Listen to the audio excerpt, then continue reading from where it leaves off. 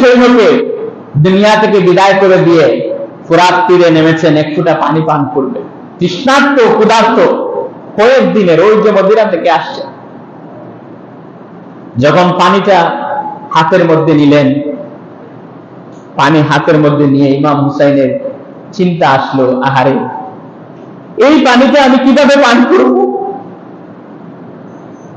এই পানির জন্য 40 জন পুরুষ শাহাদাত বরণ করল,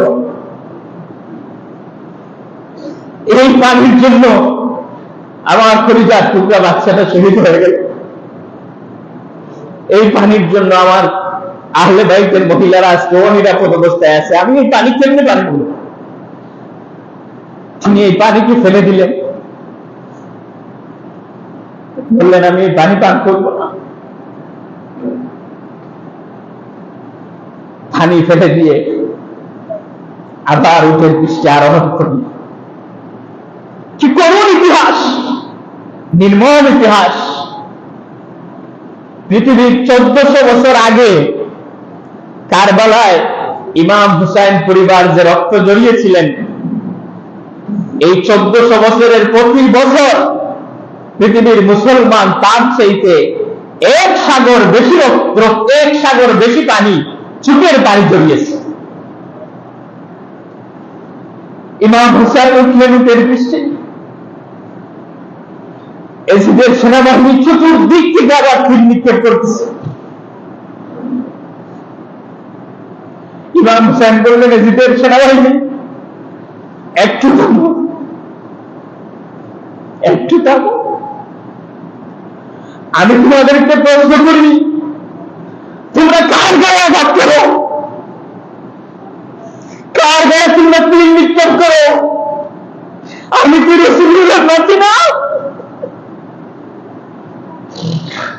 আমি কি রাসূলুল্লাহর নাতি নই?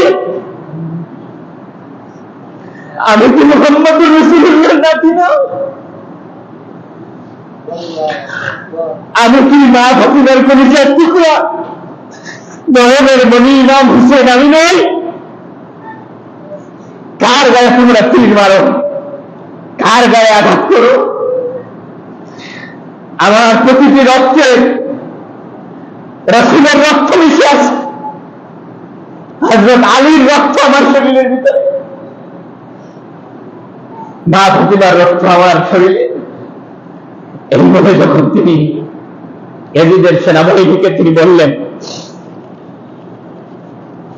তারা শুনল না, বরং ইমাম হুসাইনকে আবার চতুর্দিক থেকে তীর তরবারি দিয়ে মারা শুরু করলো। ইমাম হুসাইন উটের পৃষ্ঠ থেকে পড়ে গেলেন নিচে। নিচে পড়ে যাওয়ার পর এজিদের সেনাবাহিনী ইমাম হুসাইনকে যা করার সব করল। তাদের উটগুলো দিয়ে ইমাম হুসাইনকে, উটের পা দিয়ে ইমাম হুসাইনের শরীরকে ছিন্ন বিচ্ছিন্ন করে দিল। সীমার এসে ইমাম হুসাইনের বুকের উপরে উঠল। সিনান ইবনে নাসির এই লোকটি এসে খঞ্জর দিয়ে, ছুরি দিয়ে, তরবারি দিয়ে ইমাম হুসাইনের গলাটা, মাথাটা দেহ থেকে আলাদা করে দিল। ইন্না লিল্লাহি ওয়া ইন্না ইলাইহি রাজিউন। এজিদের কাফির সৈন্যরা আবার ইমাম হুসাইনের দেহ মোবারক উট দিয়ে ছিন্ন বিচ্ছিন্ন করে দিল, মাটির সাথে মিশে গেল।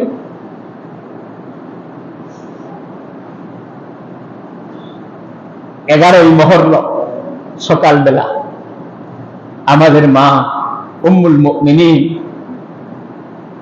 হযরত উম্মে সালমা রাদিয়াল্লাহু তাআলা আনহা, তিনি সকালবেলা ঘরের হুজরার বারান্দায় বসে খুব বেশি কাঁদতেছেন।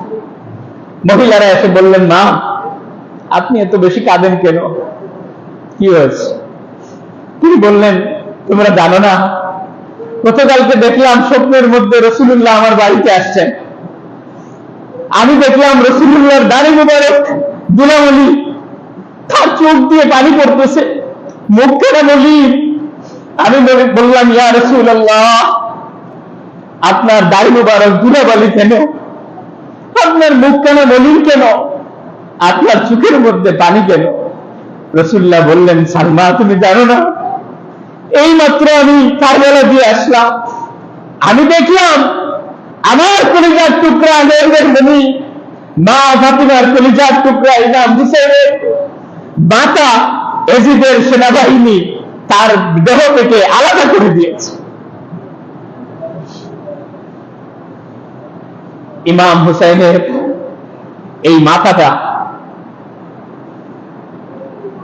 একটা প্লেটে করে কুফার গভর্নর ইবনে জিয়াদ, আল্লাহ লানত এই লোকটার উপর, সে একটা সিংহাসনে বসা, তার সামনে পায়ের নিচে এরকম একটি প্লেটের মধ্যে ইমাম হুসেনের মাথাটা নিয়ে তার পায়ের কাছে রাখছে।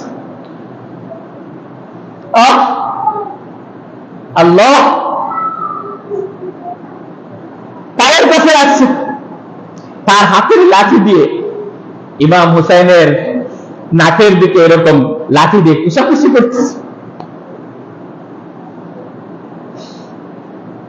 হযরত যায়েদ রাদিয়াল্লাহু তাআলা 80 বছরের বুড়া ইয়াজিদের পাশে বসা ছিলেন। তিনি বলছেন, না, কুফার গভর্নর ইবনে জিয়াদের পাশে বসা ছিলেন। তিনি বলছেন, ইবনে জিয়াদ, এতক্ষণ যা করেছো চোখ বুঝে সহ্য করেছি, কিন্তু এখন তুমি যা করতেছো আমি যায়েদের সহ্য হচ্ছে না, কারণ তুমি তোমার লাঠি দিয়ে ইমাম হুসাইনের যে নাকের দিকে তুমি খুশাখুশি করতেছো, আমি যায়েদ হাজারবার দেখেছি রাসূলুল্লাহ ইমাম হুসাইনের এই নাকের মধ্যে চুমা খেয়েছে, তুমি কার নাকের মধ্যে তুমি খুশাখুশি করো?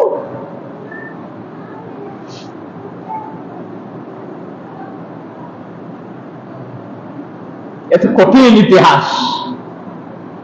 ইয়াজিদ কিয়ামত পর্যন্ত লাঞ্ছিত হচ্ছে, লানত হচ্ছে তার উপরে, কিন্তু ইমাম হুসাইন কিয়ামত পর্যন্ত বেঁচে আছেন। কিয়ামতের দিন তোমাদের মতো যুবকদের সরদার হয়ে জান্নাতে বসবাস করবেন। সুবহানাল্লাহ। ইয়াজিদ তিনি এই যে প্রতিবাদ করলেন ন্যায়ের জন্য, আল্লাহর জন্য, রাসূলের জন্য, ইয়াজিদ বুঝালেন ইসলামের জন্য হাজার হাজার বছর এমনি বেঁচে থাকার চাইতে, হাজার বছর এমনি বাঁচার চাইতে সিংহের মতো, বাঘের মতো 1 মিনিট বাঁচা আল্লাহর কাছে বেশি মর্যাদা। সুবহানাল্লাহ বলেন। শাহাদত বরণ করলেন সপরিবারে, কিন্তু আজকে দেখেন পৃথিবীর লক্ষ কোটি মুসলমান ইমাম হুসাইনকে স্মরণ করছে, কিন্তু ইয়াজিদকে লানত দিচ্ছে। লানত দিচ্ছে কিনা? যদিও সে একজন সাহাবীর ছেলে।